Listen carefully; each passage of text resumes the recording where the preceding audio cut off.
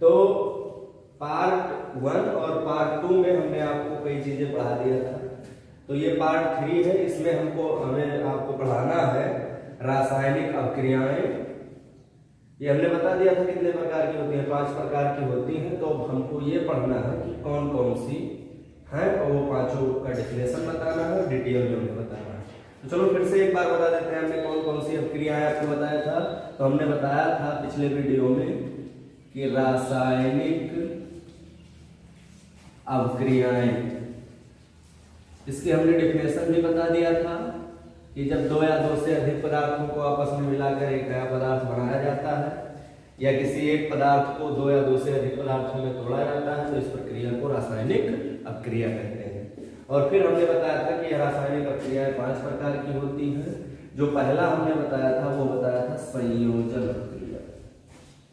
संयोजन अभिक्रिया जिसको जो है योगात्मक अभिक्रिया, संश्लेषण अभिक्रिया, कई नामों से जाना जाता है। योगात्मक अभिक्रिया, ठीक है। दूसरा जो है वो है वियोजन अभिक्रिया। वियोजन अभिक्रिया। तीसरा जो हमने बताया था वो बताया था अपघटन अभिक्रिया। जो चौथा हमने बताया था वो बताया था विस्थापन अभिक्रिया। और जो पांचवा हमने बताया था वो बताया था द्वि विस्थापन अभिक्रिया। ठीक, ये कितनी बातें पिछले लेक्चर में हो चुकी थी। क्या हमने बताया था कि रासायनिक अभिक्रिया 5 प्रकार की होती है। संयोजन अभिक्रिया, वियोजन अभिक्रिया, अपघटन अभिक्रिया, विस्थापन अभिक्रिया और द्वि विस्थापन अभिक्रिया। तो अब एक एक को डिटेल में समझते हैं, ठीक है। तो सबसे पहला समझना है कि ये संयोजन अभिक्रिया क्या है, योगात्मक अभिक्रिया क्या है। तो क्या होता है संयोजन अभिक्रिया? तो देखिए इसमें क्या बताया गया संयोजन अभिक्रिया में कि जब देखो संयोजन मतलब होता है, योगात्मक मतलब होता है जोड़ना। जोड़ने का मतलब क्या हुआ कि जब 2 या 2 से अधिक यानी कम से कम दो अभिकारी पदार्थ मिल करके एक नया जो है उत्पाद बनाए, तो इस प्रकार की जो अभिक्रिया होगी उसको योगात्मक अभिक्रिया अथवा जो है संयोजन अभिक्रिया कहा जाएगा। समझ गए बात? तो डिफिनेशन लिख देते हैं, आप लोग भी लिखिए। जब दो या 2 से अधिक अभिकारी पदार्थ मिलकर, जब 2 या 2 से अधिक अभिकारी पदार्थ मिलकर एकल मतलब सिंगल, एक उत्पाद का निर्माण करते हैं, उत्पाद का निर्माण करते हैं, तो इस प्रकार की रासायनिक अभिक्रिया को, तो इस प्रकार की रासायनिक अभिक्रिया को जो भी नाम देना चाहिए, संयोजन अभिक्रिया, संयोजन अभिक्रिया कहते हैं। बोलो भाई समझ गए? देखिए फिर से बोल दे रहा हूं कि जब 2 या 2 से अधिक अभिकारी पदार्थ मिलकर एक एकल उत्पाद का निर्माण करते हैं, तो इस प्रकार की जो अभिक्रिया होती है उसको कहते हैं संयोजन अभिक्रिया। जैसे मैं क्या बता रहा हूं आपको कि कम से कम क्या हो, 2 अभिकारक, एक अभिकारी पदार्थ ये है और दूसरा अभिकारी पदार्थ क्या है, बी है, और ये दोनों मिलकर क्या बना है, एक सिंगल उत्पाद यानी सी बनावे तो इस प्रकार की जो अभिक्रिया होगी उसको कहा जाएगा जो है संयोजन अभिक्रिया। अगर हम इसके एग्जाम्पल की बात करें तो जैसे हमारे पास जो है वो है कैल्शियम ऑक्साइड, कैल्शियम ऑक्साइड, और इसको हमने क्या किया, इस कैल्शियम ऑक्साइड को मैंने जल में घोल दिया।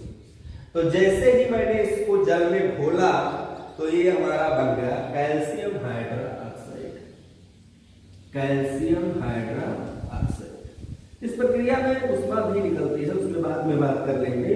तो हमने हमारे पास क्या है, कैल्शियम ऑक्साइड है, कैल्शियम ऑक्साइड लिख देते हैं, कैल्शियम ऑक्साइड, ठीक है। और ये क्या है हमारा, जल है, ये हमारा कैल्शियम ऑक्साइड है, ये जल है, ये कैल्शियम हाइड्रा ऑक्साइड है, कैल्शियम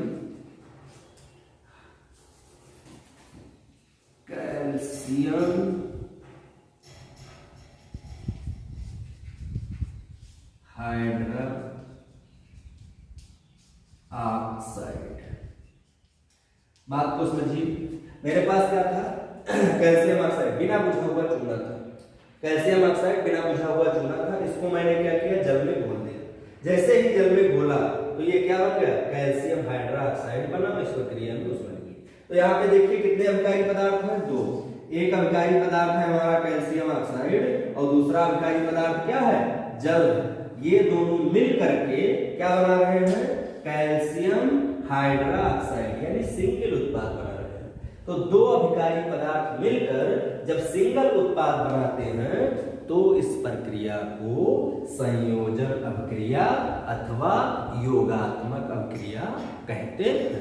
इसको लिख लीजिए, फिर जो है आगे बात करता हूं, जल्दी नोट करो इसको। एक एग्जाम्पल की और बात करते हैं, इसको लिखिए, लिख लिए होंगे।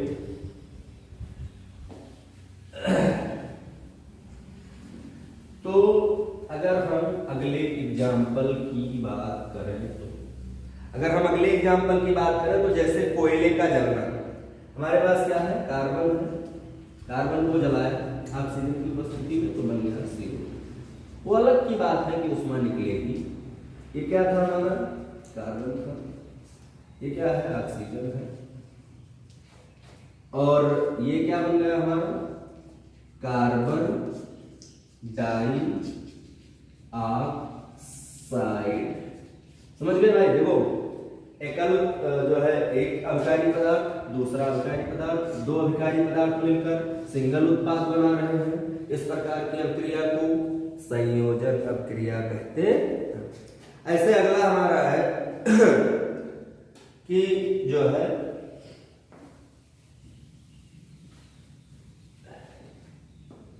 H2 और O2 मिलके बना रहे हैं H2O, ठीक है। बैलेंस बराबर कर लीजिए, बैलेंस बराबर करना हमने आपको बता ही दिया है। यहाँ पे कितने हाइड्रोजन है, 2, यहाँ पे कितने हाइड्रोजन है, 2, बैलेंस बराबर है। यहाँ पे कितने ऑक्सीजन है, 2, यहाँ पे ऑक्सीजन कितना है, 1, बैलेंस बराबर नहीं है ऑक्सीजन का। तो बैलेंस बराबर करने के लिए करेंगे क्या, तो अगर मैं यहाँ पे 2 कर दूं तो ऑक्सीजन बराबर हो गया, ठीक है। लेकिन हाइड्रोजन डिसबैलेंस हो गया क्योंकि यहाँ 4 हाइड्रोजन हो गए, तो यहाँ पे मैं फिर से 2 लगा दूंगा, तो 2 दूना 4 हाइड्रोजन, 2 दूना 4 हाइड्रोजन, 2 ऑक्सीजन, 2 ऑक्सीजन, बैलेंस क्या हो गया, बराबर हो गया। लिख लीजिए, ठीक है। एक और बात इसी में, वो बात क्या है कि जो संयोजन अभिक्रिया है उसको योगात्मक अभिक्रिया कहते ही है, साथ साथ में इसको संश्लेषण अभिक्रिया भी कहते हैं, क्योंकि इनमें उत्पादों का निर्माण अभिकारकों की अवयवी तत्वों से होता है। तो कुल मिला के ये जाने रहिए कि जो हमारी संयोजन अभिक्रिया है, जो हमारी क्या है, संयोजन अभिक्रिया है, इसको हम संश्लेषण अभिक्रिया भी कहते हैं। संश्लेषण अभिक्रिया, संश्लेषण अभिक्रिया भी कहते हैं। क्यों कहते हैं, ये जो हमारी संयोजन अभिक्रिया या फिर योगात्मक अभिक्रिया है इसको संश्लेषण अभिक्रिया क्योंकि इसमें उत्पादों का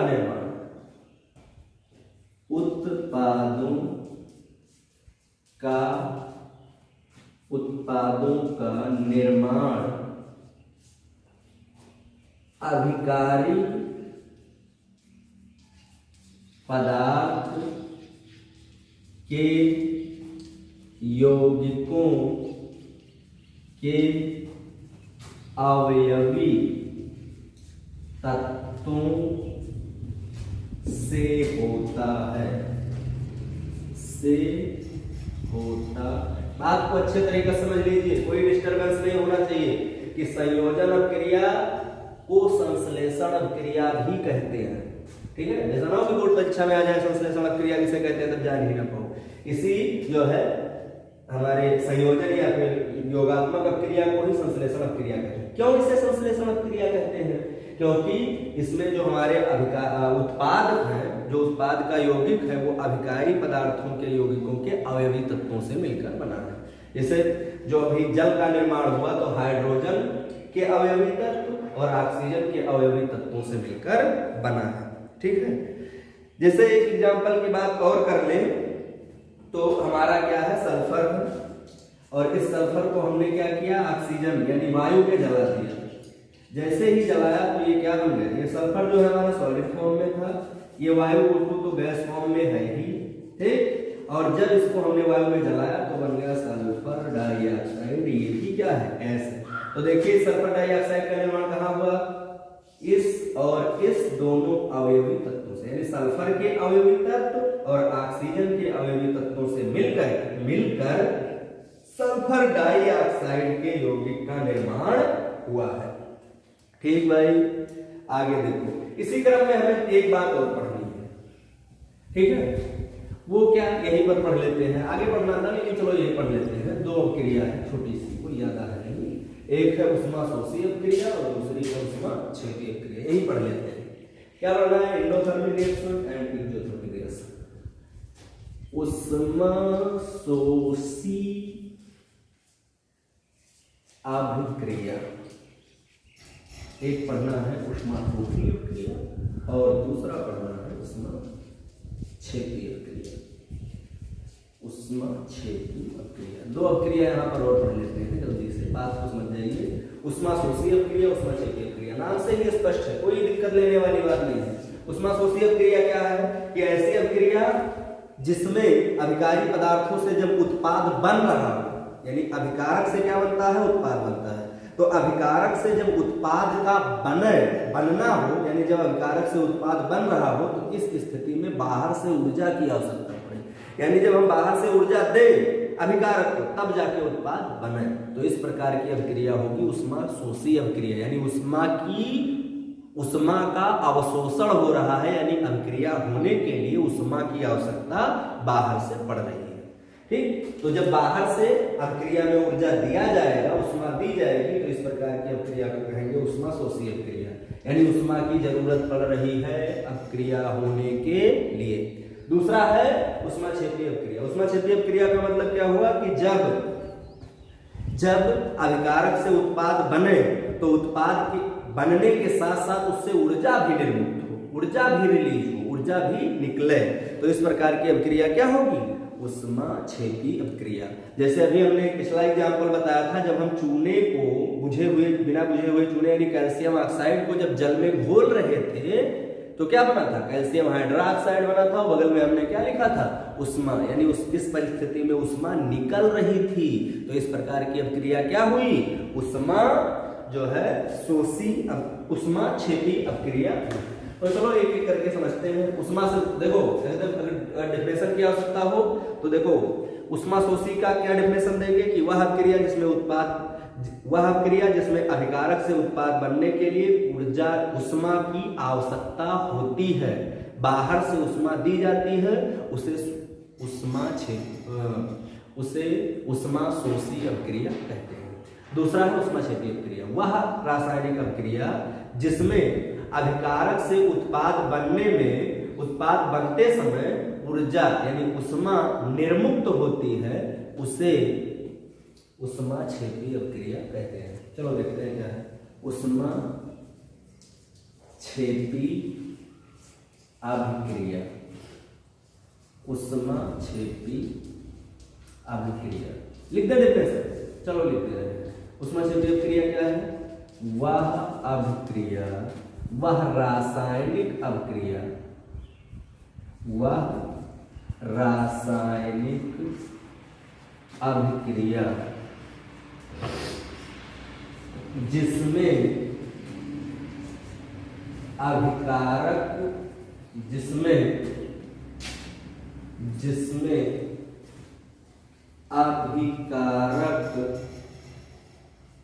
से उत्पाद बनते समय ऊष्मा यानी कि ऊर्जा की ऊष्मा यानी ऊर्जा निर्मुक्त होती है या मुक्त होती है, उसे ऊष्माक्षेपी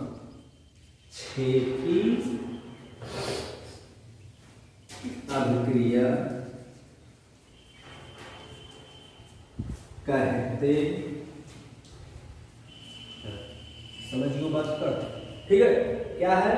वह रासायनिक अभिक्रिया जिसमें अभिकारक से उत्पाद बनते समय ऊष्मा यानी ऊर्जा मुक्त होती है, उसे ऊष्माक्षेपी अभिक्रिया कहते हैं। अगर हम इसके एग्जाम्पल की बात करें तो हमारे पास क्या है, चलो इसको लिख लीजिए जल्दी से, फिर एग्जाम्पल की बात करते हैं। तो एग्जाम्पल की हम अगर बात करें तो इसका एग्जाम्पल हो जाएगा प्राकृतिक गैस का जलना। प्राकृतिक गैस मतलब बायोगैस, CH4 मीथेन, प्राकृतिक गैस का जलना। तो प्राकृतिक गैस हमारे पास क्या है? CH4 है यानी कि मीथेन है। इसको हमने वायु की उपस्थिति यानी ऑक्सीजन में क्या किया? जला दिया। तो इस प्रक्रिया में क्या बना? इस प्रक्रिया में बनेगा CO2 यानी कार्बन डाइऑक्साइड निकलेगा और जो है H2O यानी जल बनेगा और ऊष्मा रिलीज होगी। बैलेंस बराबर कर लीजिए। तो बैलेंस बराबर करने के लिए मैं फटाफट कर दे रहा हूँ। ये हो जाएगा 2O2 और उसके बाद में जो है ये हो जाएगा 2H2। बैलेंस क्या हो जाएगा? बराबर हो जाएगा। तो देखिए यहाँ पे क्या है कि यहाँ पे अभिकारक से उत्पाद बनने में यानी अभिकारक से जब उत्पाद बन रहा है तो उस समय ये ऊष्मा रिलीज हो रही है, ऊष्मा निकल रही है, ऊष्मा मुक्त हो रही है। तो इस प्रकार की जो अभिक्रिया होगी उसको कहेंगे ऊष्माक्षेपी अभिक्रिया। इसी क्रम में अगला एग्जाम्पल अगर हम बात करें तो वो क्या है कि ग्लूकोज। ये पहला एग्जाम्पल हो गया। दूसरा एग्जाम्पल है कि हमारे पास है ग्लूकोज C6H12O6। ये एक्वस फॉर्म में है, जलीय है। और जब इसको जो है ऑक्सीजन से रिएक्ट करवाया जाता है 6O2 से तो ये टूट जाता है CO2 प्लस H2O में और इस प्रक्रिया में ऊष्मा निकलती है। ठीक, बैलेंस बराबर कर लीजिए। तो बैलेंस बराबर करने के लिए क्या करेंगे? तो इसको कर दीजिए 6CO2 और इसको कर दीजिए 6H2O, तो बैलेंस बराबर हो जाएगा। देखो क्या है कि ये हमारा अभिकारक है और इस अभिकारक से उत्पाद बनते समय ऊष्मा क्या हो रही है? मुक्त हो रही है। तो इस प्रकार की अभिक्रिया को क्या कहेंगे? ऊष्माक्षेपी अभिक्रिया कहेंगे। लिख लीजिए जल्दी से, इसको हटा दे रहे हैं।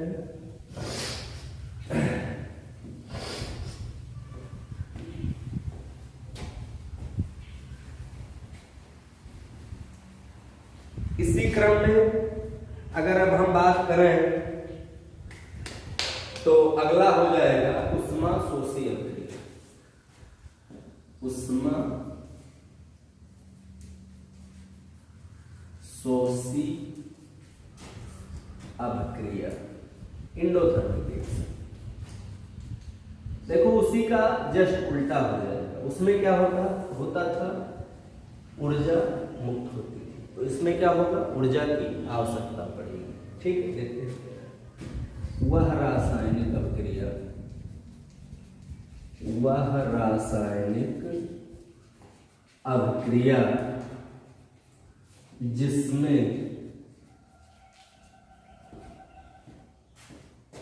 उष्मा मतलब क्या, ऊर्जा की आवश्यकता होती है, बाहर से ऊर्जा की आवश्यकता होगी, की आवश्यकता, यानी कि कह सकते हैं ऊर्जा या उष्मा का अवशोषण होता है, का अवशोषण होता है, उसे उष्मा शोषी अभिक्रिया कहते हैं, उष्मा शोषी अभिक्रिया कहते हैं। समझ गए भाई? क्या कहा मैंने कहा उष्मा शोषी अभिक्रिया वह अभिक्रिया है जो उष्मा छेपी का उल्टा है, विलोम है एकदम। क्या है उसमें, क्या था, ऊर्जा मुक्त होती थी, इसमें ऊर्जा का अवशोषण होता है। वह रासायनिक अभिक्रिया जिसमें उष्मा यानी ऊर्जा का अवशोषण होता है उसे उष्मा शोषी अभिक्रिया कहते हैं। अगर हम इसमें एग्जाम्पल की बात करें तो एग्जाम्पल हमारा है कि H2O हमारा था, इसको हटा देते हैं, अच्छा चलो इसी में लिख देते हैं। तो इसमें हमारा एग्जाम्पल की अगर बात करें तो जो पहला एग्जाम्पल हो जाएगा वो वही हो जाएगा कि H2O है, और इस H2O में हमने जो है क्या किया, वैद्युत धारा प्रवाहित की। वैद्युत जो है, तो वैद्युत भी एक प्रकार की ऊर्जा है, तो ये हमारा क्या हुआ, तुरंत ये हमारा H2 और प्लस O2 में टूट गया। अच्छा बैलेंस बराबर नहीं है तो क्या कर दीजिए, इसको 2 कर दीजिए, इसको भी 2 कर दीजिए, तो बैलेंस क्या हो जाएगा, बराबर हो जाएगा। इसी प्रकार से हमारा क्या था, कैल्शियम कार्बोनेट था। अगला एग्जाम्पल की बात करें तो क्या था, कैल्शियम कार्बोनेट था। इसमें हमने क्या दिया, बाहर से उष्मा दे दिया। जैसे ही हमने उष्मा दिया तो ये हमारा 2 भागों में टूट गया। एक भाग हमारा बना कैल्शियम ऑक्साइड, कैल्शियम ऑक्साइड, और दूसरा हमारा जो है बन गया, वो बन गया CO2, कार्बन डाइऑक्साइड। ठीक है, इसी क्रम में अगर हम अगले एग्जाम्पल की बात करें तो हमारा था फेरस सल्फेट। इसको हटा देते हैं, अगला लिख लीजिए इसको। तो अगला एग्जाम्पल क्या है, फेरस सल्फेट है हमारा, फेरस सल्फेट FeSO4, FeSO4,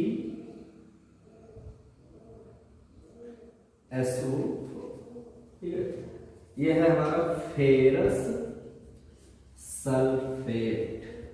ठीक है, इसमें हमने क्या किया, बाहर से इसको जैसे ही उष्मा दिया तो ये तुरंत क्या हुआ, टूट गया। Ferric oxide, ferric oxide Fe2, ferric oxide Fe2O3, ferric oxide, और ये हमारा टूट गया SO2 और टूट गया SO3। मतलब ये क्या हो गया, फेरिक ऑक्साइड, फेरिक ऑक्साइड, और ये हमारा क्या हो गया, sulphur dioxide, sulphur dioxide है, डाई ऑक्साइड,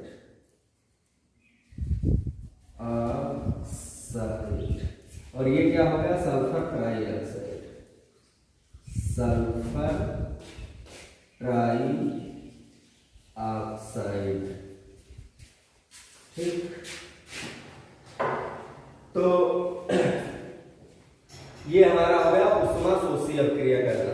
क्या हुआ, फेरस सल्फेट में, फेरस सल्फेट को जैसे ही बाहर से उष्मा दिया गया तो ये फेरिक ऑक्साइड में सल्फर डाइऑक्साइड और सल्फर ट्राइऑक्साइड में टूट गया, और इसमें किसकी आवश्यकता पड़ी, उष्मा की आवश्यकता पड़ी। ठीक है, तो अब इस प्रकार से ये खत्म हुआ। अगला जो है वह है वियोजन अभिक्रिया। जल्दी से इसको लिखेंगे फिर आगे बताया जाए वियोजन अक्रिया क्या होती है। लिख गया होगा तो देखते हैं अगला जो है वह है वियोजन अक्रिया।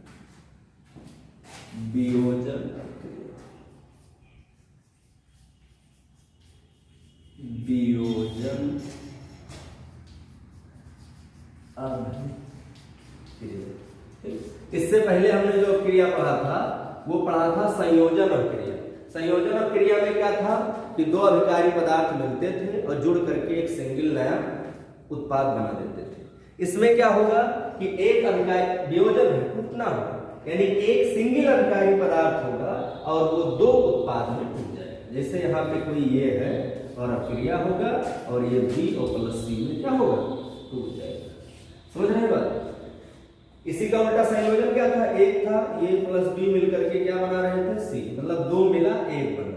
इसमें क्या होगा एक रहेगा दो में टूट जाएगा। ठीक, तो वियोजन नाम ही है वियोजन अभिक्रिया यानी टूटना, वियोजित तोड़ देना दो भागों में। ठीक है, तो इसकी डेफिनेशन लिख देते हैं।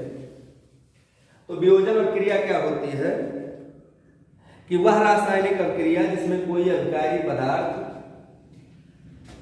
वह रासायनिक अभिक्रिया,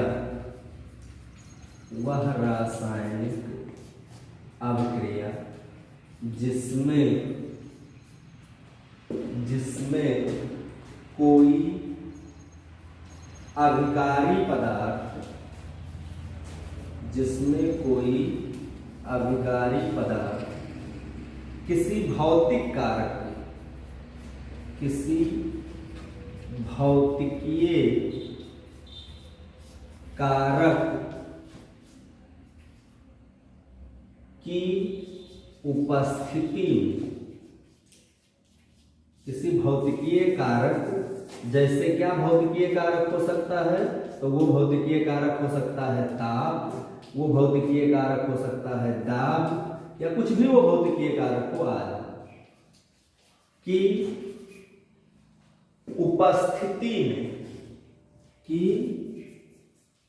उपस्थिति में, ठीक है, दो या दो से अधिक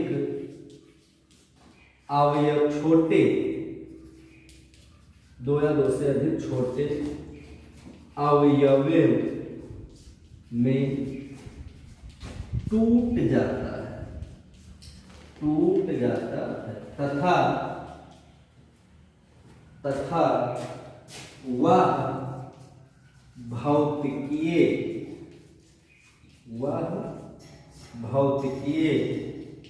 कारक हटा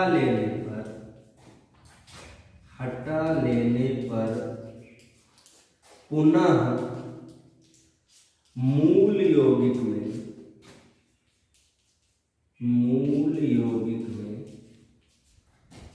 परिवर्तित हो जाता है, परिवर्तित हो जाता है। तो इस प्रकार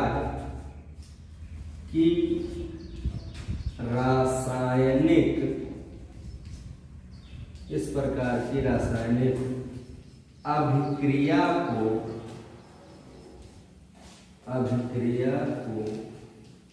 वियोजन अभिक्रिया कहते हैं, वियोजन अभिक्रिया कहते। देखो बहुत ध्यान से समझ लीजिए, संयोजन अभिक्रिया का मतलब क्या था कि दो अभिकारी पदार्थ मिलकर के एकल उत्पाद का निर्माण करते हैं। इसमें क्या होगा, एकल अभिकारी पदार्थ दो या दो से अधिक उत्पाद का निर्माण करेगा। कैसे करेगा? किसी भौतिकीय कारक की उपस्थिति में, चाहे उसका ताप बढ़ा दिया जाए, चाहे उसका दाब बढ़ा दिया जाए, चाहे उसमें कोई अन्य कारक बढ़ा दिया जाए, तो वो क्या करेगा, वो दो या दो से अधिक उत्पादों में टूट जाएगा। तो हमने क्या लिखा है कि वियोजन अपक्रिया क्या है? वह रासायनिक अपक्रिया जिसमें कोई अभिकारी पदार्थ किसी भौतिकीय कारक, कोई किसी बाह्य कारक जैसे ताप, दाब आदि की उपस्थिति में, यानी इसके कारण, बिना इसके वो अपक्रिया नहीं होगी, यानी बिना भौतिकीय कारक के, बिना बाह्य कारक के वियोजन अपक्रिया नहीं होगी। उपस्थिति में दो या दो से अधिक छोटे अवयवों में टूट जाता है, छोटे अवयवी यौगिकों में टूट जाता है, ठीक है। तथा वो भौतिकीय कारक हटा लेने के बाद वो फिर से वो जो है मूल यौगिक में परिवर्तित हो जाता है। तो इस प्रकार की अपक्रिया को जो है क्या कहते हैं? वियोजन अपक्रिया कहते हैं। अच्छा, इसमें एक खास बात और बता देना है, इसको जल्दी से लिख लीजिए। उसके बाद एक खास बात यह बता देना है कि हमने छोटे क्लासेज में पढ़ रखा है कि जो रासायनिक अपक्रियाएं होती हैं या जो अपक्रियाएं होती हैं वो दो प्रकार की होती हैं। एक होता है उत्कर्मणीय अपक्रिया और दूसरा क्या होता था? अनुत्कर्मणीय अपक्रिया। ठीक है, थोड़ा इस पर चर्चा कर लेते हैं, उसके बाद बताएंगे क्या है। हमने अपक्रिया दो प्रकार का पढ़ रखा है छोटे क्लासेज में। एक पढ़ रखा है उत्कर्मणीय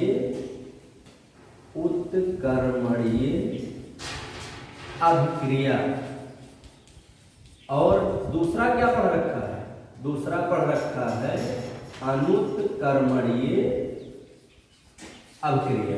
दो प्रकार का अपक्रिया हम लोगों ने पढ़ रखा है, जल्दी से समझ लीजिए। उत्कर्मणीय अपक्रिया क्या है? अनुत्कर्मणीय अपक्रिया क्या है? वह अपक्रिया जो केवल एक ही दिशा में होती है, ठीक है। वह अपक्रिया जो दोनों दिशाओं में होती है उसको कहते हैं उत्कर्मणीय अपक्रिया, और वह अपक्रिया जो केवल एक ही दिशा में होती है उसको कहते हैं अनुत्कर्मणीय अपक्रिया, reversible reactions and irreversible reactions. देखो, उत्कर्मणीय अपक्रिया का मतलब क्या है कि अभिकारक से क्या बन जाए? अभिकारक से बन जाए उत्पाद, ठीक है। अभिकारक से बने उत्पाद और फिर उत्पाद से क्या बन जाए? अभिकारक। अगर अभिकारक से उत्पाद बने और फिर उत्पाद से अभिकारक बन जाए तो इस प्रकार की अपक्रिया को कहेंगे उत्कर्मणीय अपक्रिया। क्या कहेंगे? उत्कर्मणीय अपक्रिया, यानी ऐसी अपक्रिया जिससे अभिकारक से उत्पाद बने तथा पुनः उत्पाद से फिर क्या बन जाए? अभिकारक बन जाए, तो इस प्रकार की अपक्रिया कहलाएगी उत्कर्मणीय अपक्रिया। और इसी का उल्टा क्या हो जाएगा? अनुत्कर्मणीय। अनुत्कर्मणीय क्या होगा कि अभिकारक से क्या बन जाए? अभिकारक से बन जाए उत्पाद, लेकिन उत्पाद से अगर हम चाहें तो पुनः अभिकारक नहीं बना पाएंगे। तो ऐसी अपक्रिया जिसमें जो देखो ये दोनों दिशाओं में हो रही है, मतलब इधर को कहते हैं अग्र दिशा, क्या कहेंगे? अग्र दिशा, और इसको क्या कहेंगे? पश्च दिशा।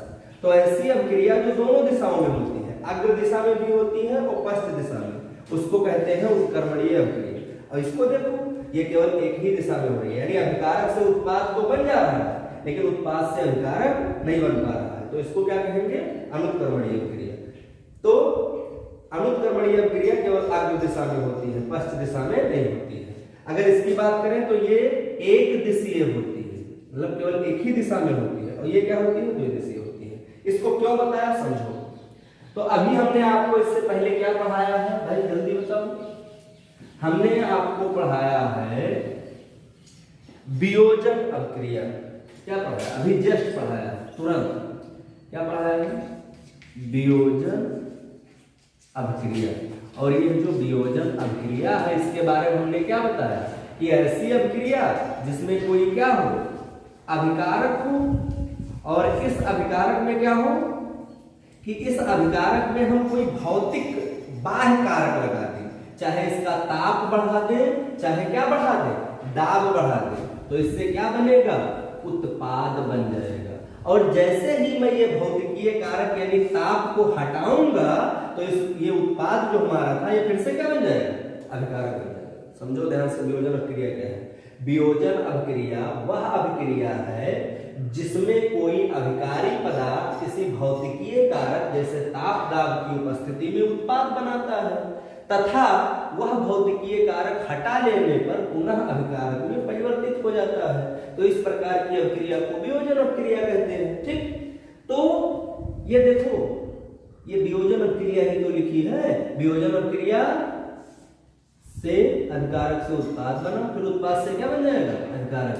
यानी कि यह जो वियोजन अभिक्रिया होती है, यह वियोजन अभिक्रिया क्या होती है? उत्कर्मणीय होती है। तो यहाँ पे एक लाइन ये याद रखेंगे कि वियोजन अभिक्रिया उत्कर्मणीय होती है। समझ गए बात को? तो ये नोट करिए, उसके बाद आगे देखो। लिख गए? अब देखो, तो ये जो वियोजन अभिक्रिया है ये दो प्रकार की होती है। वियोजन अभिक्रिया, वियोजन अभिक्रिया दो प्रकार की होती है। कितने प्रकार की? दो। पहला जो है इसको कहते हैं उष्मीय वियोजन अभिक्रिया, उष्मीय, या फिर कुछ लोग इसको तापीय वियोजन, उष्मीय या तापीय वियोजन अभिक्रिया। ठीक, और दूसरा क्या है? दूसरा है वैद्युत वियोजन अभिक्रिया, वैद्युत वियोजन अभिक्रिया। तो इस प्रकार से वियोजन अभिक्रिया जो हमारी है वो दो प्रकार की होती है। पहला जो है वो उष्मीय या तापीय वियोजन अभिक्रिया, और जो दूसरा है वो वैद्युत वियोजन अभिक्रिया। तो अब आज के लिए इतना ही।